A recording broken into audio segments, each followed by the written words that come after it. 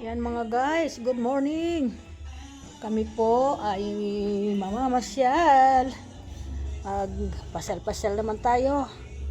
Hindi parati nasa loob na lang tayo ng bahay. Kami, libang-libang. Maganda, maiba-iba naman ang view, di ba? Kaya yon, mga bossing, mga idol. Nandito si Nanay Linda. Gaantay kami ng aming mga sundo dito. Yan, mga anak ko. Birthday ng apo ko ngayon at celebrate namin para matapos na. Kasi pagpasok nito talagang August, sunod-sunod na po yung my birthday.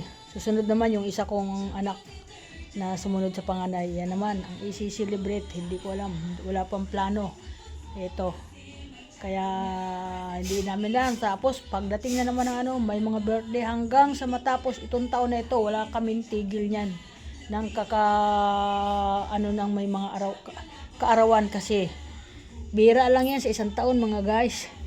Kumbaga maglibang tayo sa ating mga sarili.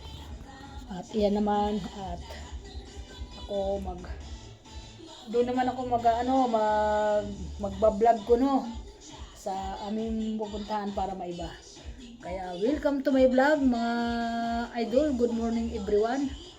Yan mga bossing, mahirap talaga umalis na maraming kalat, kaya ako naglinis muna ako. Pinakain ko muna ang aking mga alaga, baka magutom. Kaya ayan, hiniready ko muna sila, pinagsaingan ko muna ng kanilang mga kakainin kasi baka magutom po. Tayo busog, tapos yung iniwan natin mga gutom.